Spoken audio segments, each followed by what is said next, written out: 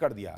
राम मंदिर में एक और प्राण प्रतिष्ठा की भव्य तैयारी और उस पर वो ग्राउंड रिपोर्ट लाया हूं जो मन गदगद कर देगी। अब उसका चैप्टर शुरू कर रहा हूं। भाई बात चाहे वक्फ की हो, चाहे मदरसों के सर्वे की हो, हर मौके पर मुसलमानों को भड़काने वाला एक ग्रुप एक्टिव हो जाता है।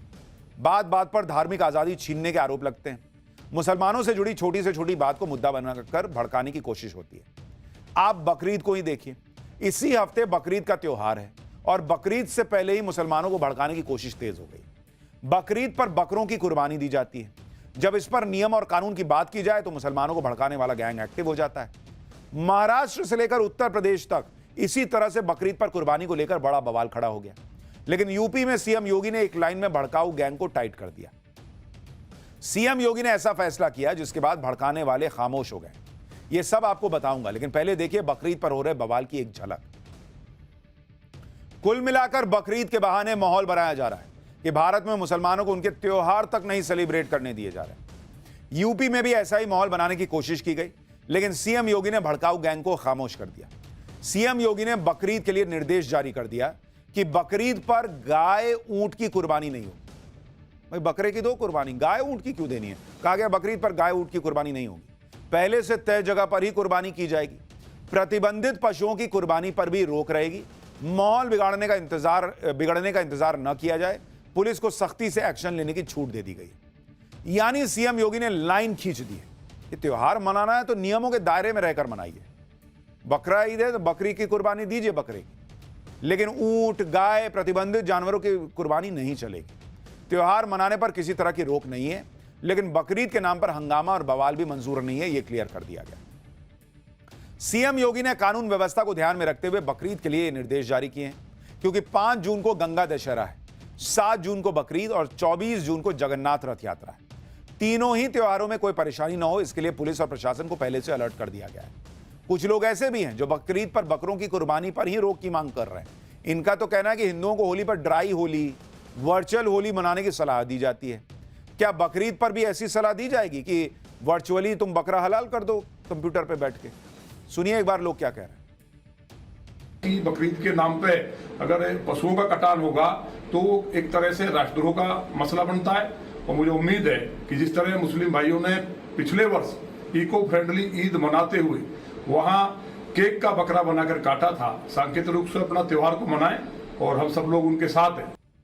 होली जब होती है तभी हम लोग को फुकट के एडवाइस दिए जाते हैं कि ड्राई होली मनाओ, एनवायरनमेंट फ्रेंडली होली मनाओ।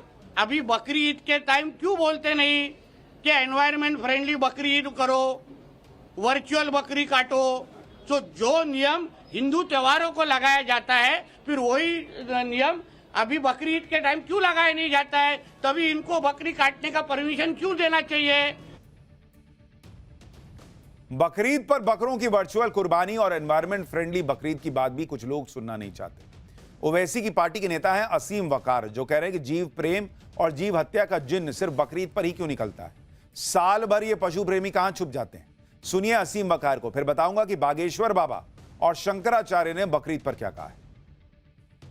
इधर कई साल से मैं एक बात देख रहा हूं कि भारत में इधर बकरीद आई और इधर बहुत से गैंग सक्रिय हो गए कि जीव हत्या पाप है, जीव हत्या पाप है, मुसलमान बर्बर है, मुसलमान क्रूर है, मुसलमान गोश्त खाता है, और मुसलमान बेचारे सफाई देने लगते हैं। मैं सफाई देने नहीं आया हूँ, मैं ये पूछने आया हूँ कि सिर्फ बकरीद पर ही ये जीव हत्या और ये जीवों से प्रेम याद आता है आपको? बकरों से, मुर्गों से, बफेलों से, भेड़ों से इतना प्रेम आता है, बकरीद के ऊपर आपको? ये पूरे साल आप कहाँ रहते हैं? आपका प्रेम कहाँ चला जाता है? हालांकि हिंदू धर्मगुरुओं का आरोप है कि बकरीद पर कुछ लोग जानबूझकर गायों की भी बलि देते हैं। शंकराचार्य अभिमुक्तेश्वरानंद ने कहा कि सिर्फ हिंदुओं को चिढ़ाने के लिए कुछ लोग बकरीद पर गायों की हत्या कर देते हैं, जिससे हिंदुओं को काफी तकलीफ होती है। शंकराचार्य ने कहा कि बकरीद पर गाय की हत्या ना करो, यह ठीक नहीं होगा। सुनिए एक बार। गाय को अपनी माता कहने वाले हम हिंदू, सनातनी, वैदिक, परम धार्मिक लोग उपलब्ध हैं। वहाँ पर हमें चिढ़ाने के लिए कुछ मुस्लिम बंधुओं के द्वारा बकरीद के दिन गाय को भी,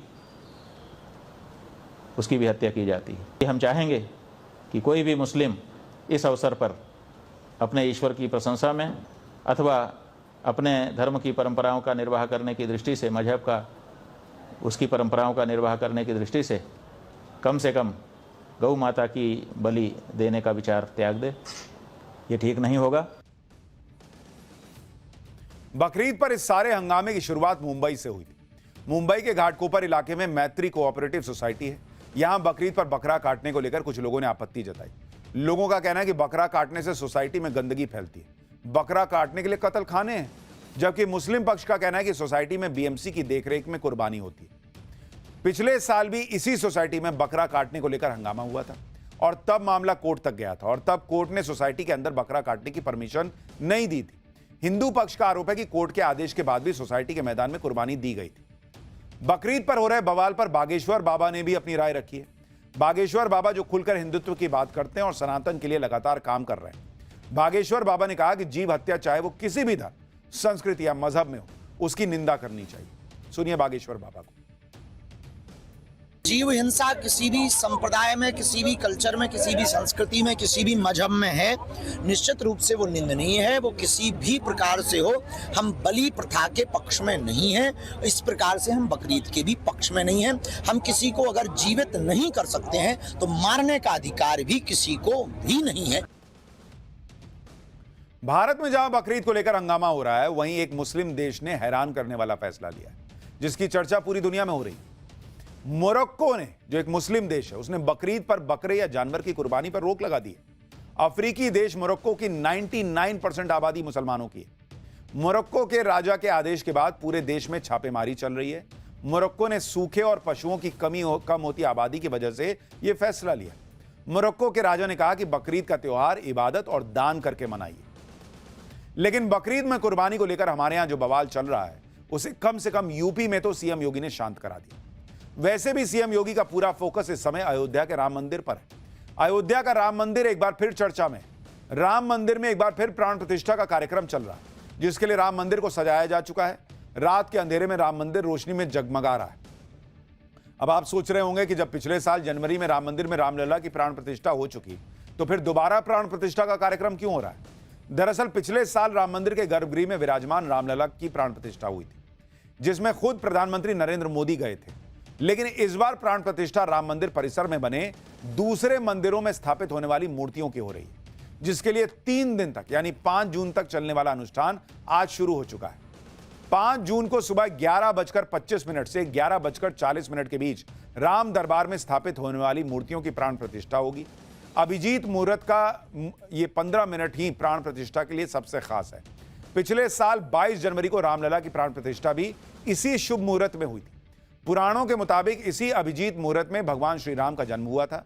राम मंदिर के लिए भूमि पूजन भी अभिजीत मुहूर्त में किया गया था और अब राम दरबार के साथ ही